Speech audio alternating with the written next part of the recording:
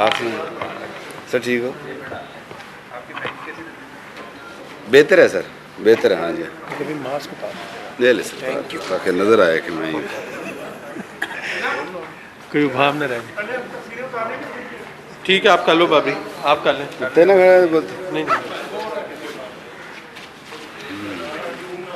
सभी साहब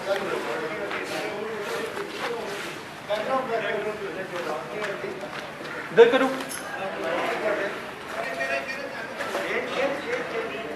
ठीक है, बस बस ये पकड़ लेना। ठीक है बाबरी, रेडी?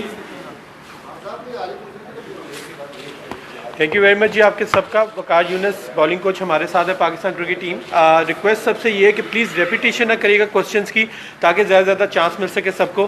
मैं वकास भाई से रिक्वेस्ट करूँगा कि अपनी ओपनिंग स्टेटमेंट दें, टूर के मुतालिक थोड़ा सा बताएं, फिर हम क्वेश्चन आंसर सेशंस लेंगे प्लीज़। जी वकास जी, अस्सलाम वालेकुम सबको। पहली बात तो ये है कि बहुत बहुत शुक्रिया आप सबका आने का, और बड़े अरसे से आप लोगों से इंटरेक्शन नहीं हुई थी, तो ये एक बड़ा अच्छा मौका है कि हम आपको बता सकें, आप हमसे पूछ सकें कि आइंदा आने वाले वक्तों में क्या होने वाला है और क्या कोशिश की जा रही है, और इस टूर किस तरीके का गया। बल्कि टूर नहीं, मैं क्योंकि मेरी इंटरेक्शन काफ़ी अरसे के बाद हुई है, तो पूरा जो पिछला 1 साल का tenure, I think we can also talk about that. और मैं आपको ये भी बड़ा क्लियर कट बताना चाहता हूँ कि I am not here to hide behind anything. किसी चीज़ के पीछे मैं छुपने के लिए यहाँ नहीं आया हूँ। बड़ा क्लियर और कैटेगोरिकली, और आपको हर चीज़ जो सच है, हकायक हैं, वो बताऊँगा। और जो प्रॉब्लम्स हैं, जो मुश्किलात हैं, और जो हम आगे प्लान कर रहे हैं, उसके सब के बारे में आपके सवालों का इंशाल्लाह मैं सबका जवाब दूंगा। आप जहाँ तक बात टूर की है, तो टूर सबके सामने है। थोड़ा टफ ज़रूर था, मुश्किलात थी। जिस तरीके से आजकल क्रिकेट वर्ल्ड वाइड हो रही है, वही मैंने फिर बात आ गई ना कि इट्स नॉट एन एक्सक्यूज़, लेकिन ये है कि कोविड के इश्यूज़ हैं, हम सबको मालूम है। क्योंकि जिस तरीके से हम टूर पे गए, और जिस तरीके से 14-15 दिन का जो वो क्वारंटीन का टाइम था, उसके बाद टाइम की किल्लत, और जिस तरीके से ये सारा टूर हुआ, उसमें ज़रूर मुश्किलात थी। पहला टेस्ट मैच हम माशाल्लाह बहुत अच्छा खेले। आई थिंक थोड़ा सा ऑफ कोर्स गलतियां ज़रूर हुई। New Zealand is always a tough tour, we all know that. और फिर दूसरा test match, I think last आखिरी 1-2 दिन की जो क्रिकेट थी, वो उसमें हम लोग थोड़ा सा लेट डाउन हुए, हम सब लोग। थोड़ा नो बॉल का भी 1-2 इशू हुए, फिर कैचेस का ड्रॉप होना। आई थिंक ये सारा कुछ मिला के टूर की वो परफॉर्मेंस जो हम चाहते थे वो नहीं हुई। लेकिन जो हालात हैं, जिसको देखा जाए, तो I think I am so proud of the bowlers कि जिस तरीके से उन्होंने इन मुश्किल हालात में दे कीप फाइटिंग, और जिस तरीके से हम ये टूर खेले, एज आई सेड के रिज़ल्ट उस तरह के नहीं आए जिस तरह हम चाहते थे। लेकिन हम लोग आगे इंशाल्लाह जो देख रहे हैं कि साउथ अफ्रीका आने वाला टूर या उससे further on, I think we are looking at building into a very fine bowling lineup, very good team इंशाल्लाह। क्योंकि अगर वाइट बॉल की क्रिकेट देखी जाए, तो उनकी बॉलिंग और सारा देखा जाए, तो वी हैव गॉट सोर्सेज के जो आने वाले वर्ल्ड कप, एशिया कप, जो मेजर क्रिकेट आने वाली है, I am really looking forward के जो उसमें वी डू रियली वेल। जी सुहेल इमरान, साल की बात करते हैं, तो आपके बारे में, मिसबा और आपके बारे में यही खास सरप्राइज है कि आप एक डिफेंसिव अप्रोच के साथ जो है वो टीम को आगे लेके चल रहे हैं। उस तरह जिस तरह मॉडर्न डे क्रिकेट है, उस तरह की क्रिकेट नहीं हो रही।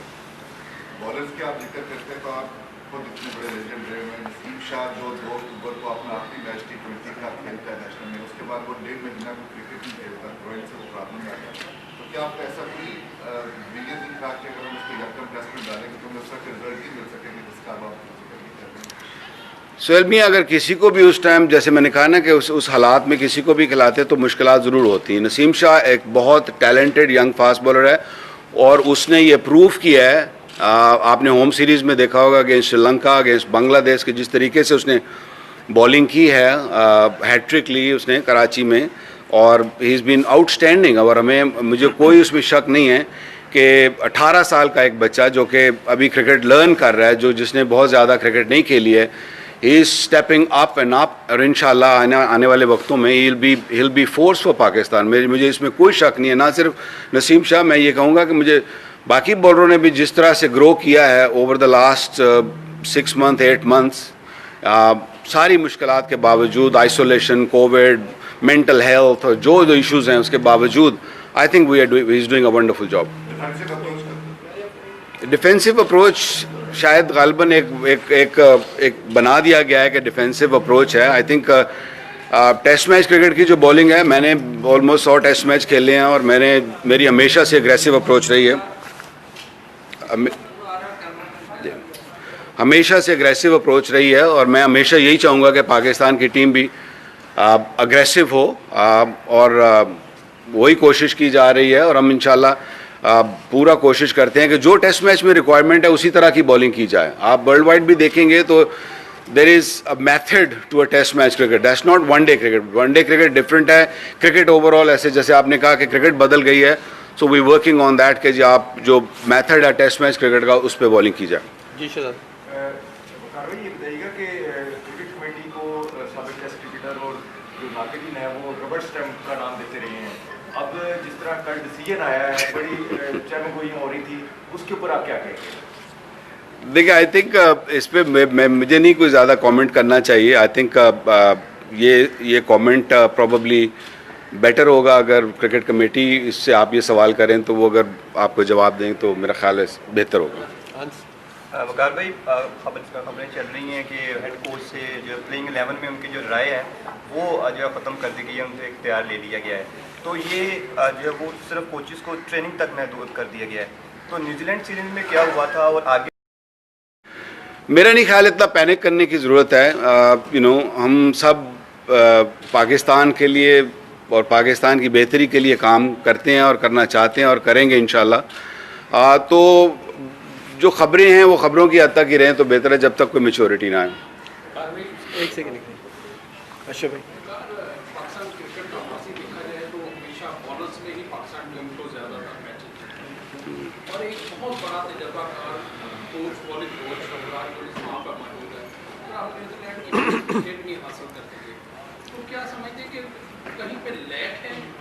क्या आप लड़कों को वो चीज़ नहीं बता सके दौरान मैच जो वो खिलाड़ियों को आउट कर सकते हैं? नहीं, ऐसा नहीं है। आप ज़रा ओवरऑल बड़ी पिक्चर देखेंगे, जैसे मैंने पहले दिखाने की कोशिश की, शायद मैं बता नहीं सही सका कि जी जो हालात हैं आप उनको तो कंसिडर नहीं कर रहे ना कि मैं ये तो नहीं कि मैं बताता नहीं हूँ या मुझे नहीं पता टेस्ट मैच क्रिकेट का कि टेस्ट मैच की क्रिकेट किस तरह होनी चाहिए।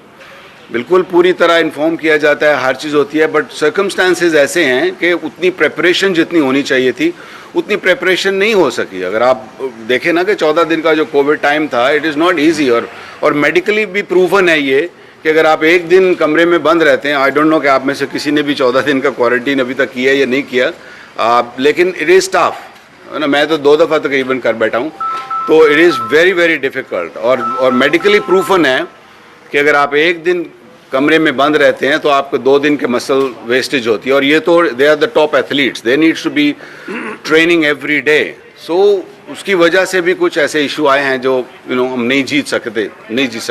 यूसुफ भाई, भाई आपके बारे में कहा जा रहा है जब ये शादी की छोड़कर अपनी फैमिली को लेने आ गए, और दूसरा ये कि मोहम्मद आजम ने बड़े सख्त इंतजाम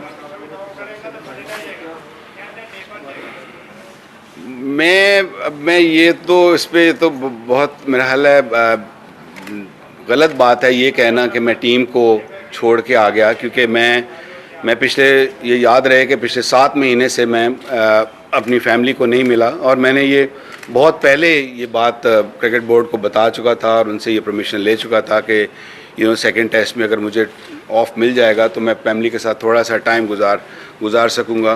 और याद रहे कि cricket is not the end of the world, you know, आपको दुनिया में और भी और ज़िंदगी में और भी यू नो चीज़ें हैं जो इम्पोर्टेंट होती हैं। तो I think that was the reason कि मैं आया, और इसमें कोई ऐसा हरगिज़ नहीं है कि मैं टीम को ना कभी पहले छोड़ के गया और ना कभी आइंदा छोड़ के जाऊँगा। ये टीम मुझे बहुत अजीज़ है, मैंने हमेशा पाकिस्तान टीम के लिए यू नो बेस्ट करने की कोशिश की है, as a player, as a कप्तान, as a coach. You know जब भी मुझे अपॉर्चुनिटी मिली है, I have tried my level best to take this Pakistan team forward. और जहाँ तक आमिर का सवाल है, बड़ा मुझे तकलीफ़ और दुख हुई और बड़ा अनफॉर्चुनेट है कि जिस तरीके से उन्होंने ये सारे बयानात दिए और यू नो जिस तरीके से एग्ज़िट उन्होंने क्रिकेट में से किया। You know I think is a wonderful cricketer, इसमें कोई शक नहीं है उसमें, यू नो, बट अनफॉर्चुनेट है क्योंकि अगर मुझे पूछेंगे तो मैं तो उन बंदों में से हूँ जो उसका एडवोकेट किया था कि उसको वापस आना चाहिए, और मैं सबसे लड़ा भी था इस मामले में। नजम सेठी साहब से भी मैं लड़ा था कि नहीं आना चाहिए। लड़कों से भी मैंने बात की थी कि you know we should accept him, बच्चा था, गलती हुई है, यू नो हो जाती हैं चीज़ें।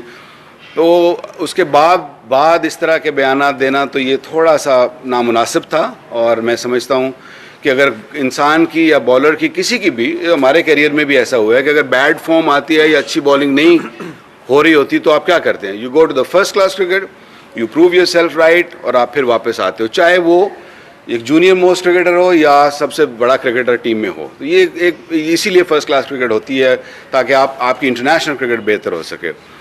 तो तकलीफदेह बात थी, अनफॉर्चुनेट वे कि जिस तरीके से एग्जिट किया है उसने, और बाकी सारी चीज़ें मेरा ख्याल है मिसबा ने काफ़ी बेहतरी से एक्सप्लेन कर दिया, and I have got the same mind set about that. Sheikh sir, Waqar ये बताइएगा कि एक क्रिकेट कमेटी ने खबरों के बाद एक नई लाइफ लाइन दी आपको कि जनूबी अफ्रीका के खिलाफ भी आपको एक मौका दे दिया गया। अब बताओ कितना दबाव होएगा, एक तो ये बता दें, दूसरा ये है कि आम ख्याल है कि आप को कमेंटेटर ज़्यादा का माना जाता है और कोच कम, इस पर क्या लगेगा?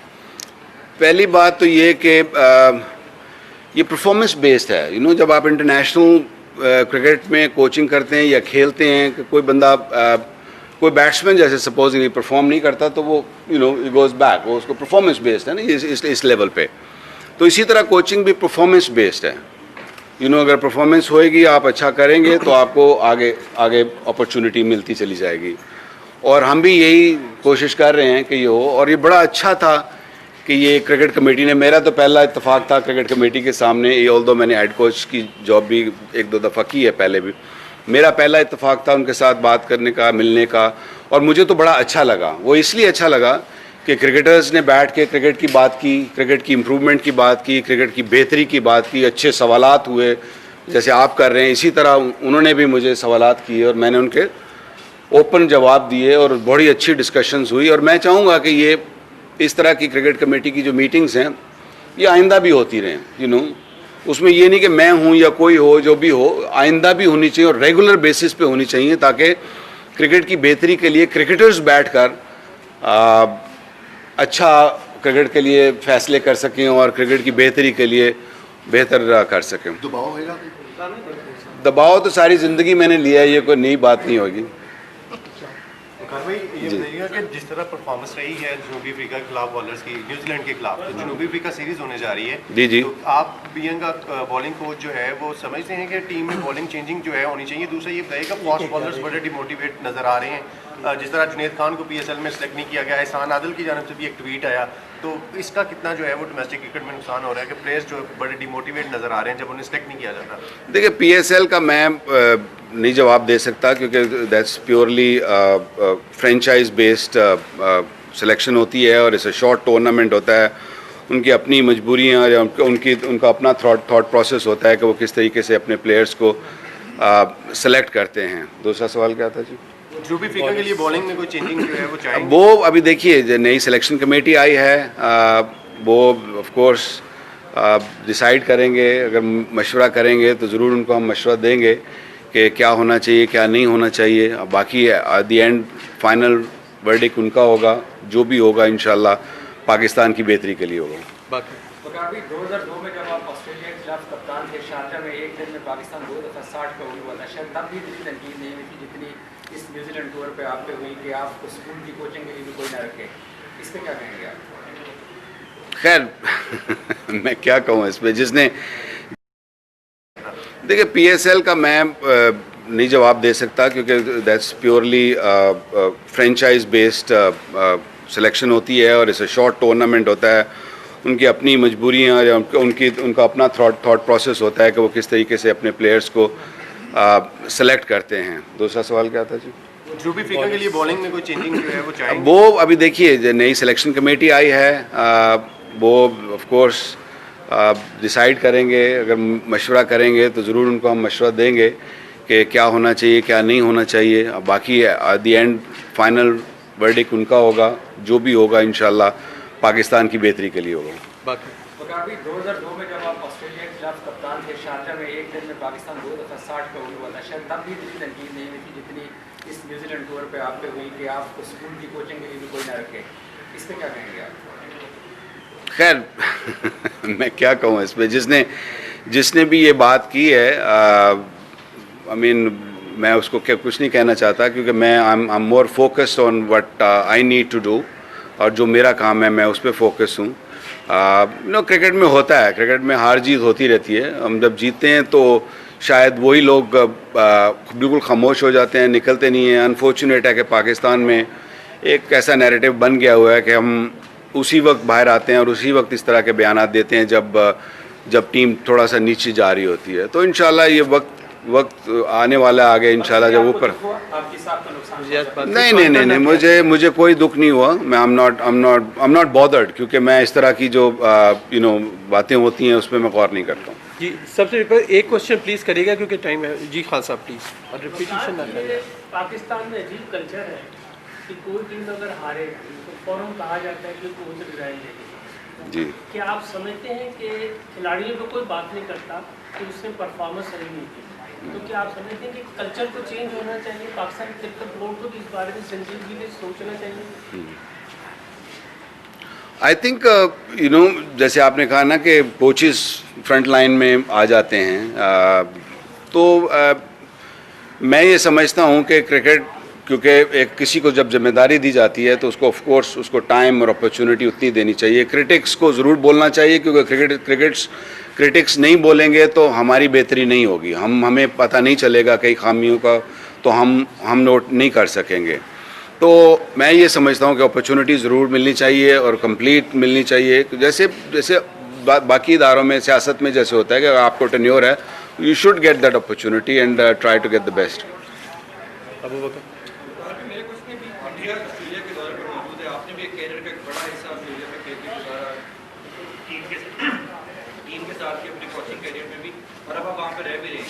जिस किस्म का रेसिज्म उनको फेस करना पड़ रहा है इंडियन टीम को, और जिस तरह का हॉस्टाइल किया जा रहा है ऑस्ट्रेलियन अवाम की तरफ से, आपने कभी इस तरह का रेसिज्म फेस किया ऑस्ट्रेलिया में रहते हुए या कभी खेलते हुए? अबू बकर ये मैंने एक्चुअली टू बी ऑनेस्ट इस खबर को मैंने सुना भी नहीं पढ़ा भी नहीं जो आप बात कर रहे हैं, तो I am sorry I can't answer.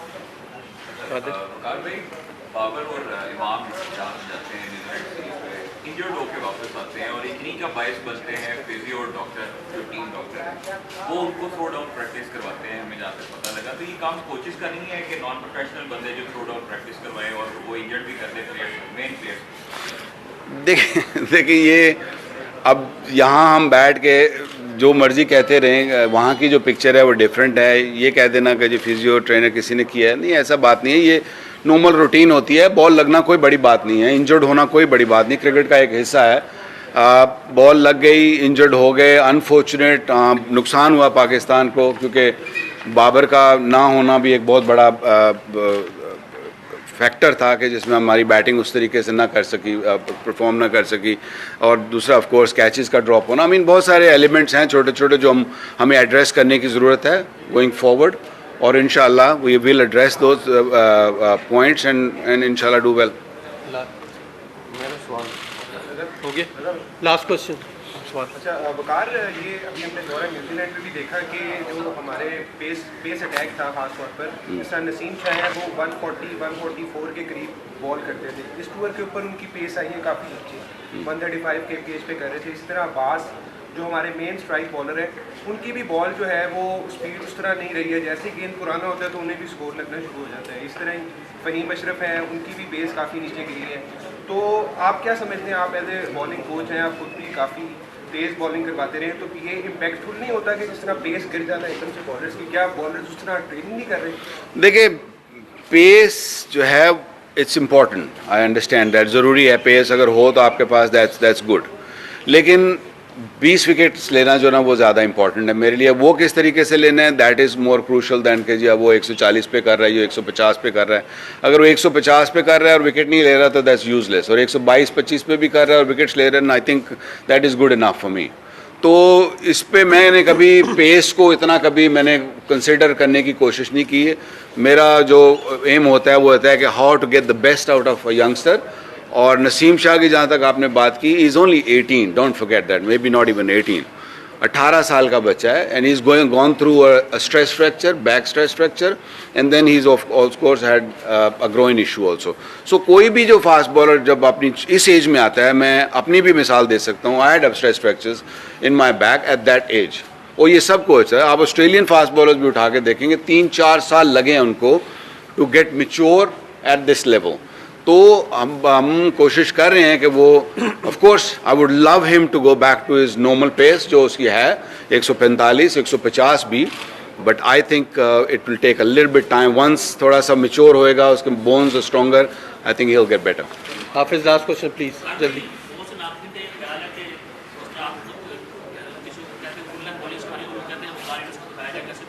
जी जी, आज भी कोचिंग करते वक्त उसी मूड में होते हैं, वो जो अंदर वाला बुखारी में से शायद होगी के साथ कितनी हकीकत है इसमें, बच्चों को आप उसको गाइड नहीं कर पा रहे जिस तरह। नहीं, आप मुझे सवाल की समझ नहीं है, सॉरी दोबारा करिएगा। वो नाकदीन कौन है, उनका नाम भी ले लेंगे तो मैं मेरे लिए बेहतर हो जाएगा। वो आप नाम ले लेंगे तो मेरे लिए बेहतर हो जाएगा ना, आसान। जी जी जी,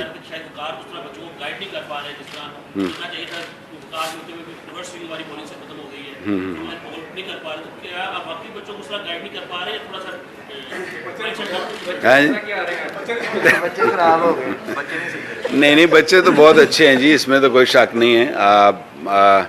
लेकिन ये है कि ये उनका अपना सोचने का तरीका है। आई मीन उन्होंने क्रिकेट खेली है, वो उनके कमेंट उनके हैं, ऐसी कोई बात नहीं है। ना वैसे मैंने कहा ना कि मैं दो दफ़ा हेड कोच भी रहा हूँ, बॉलिंग कोच भी रहा हूँ, तो कुछ ना कुछ तो मेरे में अच्छा है ही है, तो तभी मैं इधर खड़ा हूँ ना जहाँ मैं खड़ा हूँ। तो बैठकर बातें करना बड़ा आसान होता है, जैसे कहा ना कमेंट्री बड़ी आसान काम है कि आप क्रिटिक्स के दूसरी साइड पे हो। तो I love my job and I think I am right on target कि जो अचीव करना चाह रहे हैं, जो वाइट बॉल क्रिकेट में, जो रेड बॉल क्रिकेट में, yes there are little bit issues जो हमें सॉल्व करने, जो मुझे सॉल्व करने हैं बॉलर्स के। इंशाल्लाह आप देखेंगे नियर फ्यूचर में यू विल सी कि वो चीज़ें बेहतर होंगी, और ये आप ही यहीं खड़े होकर सवाल कर रहे होंगे कि very well done. Thank you very much जी, थैंक यू सर। ये किसका फोन है?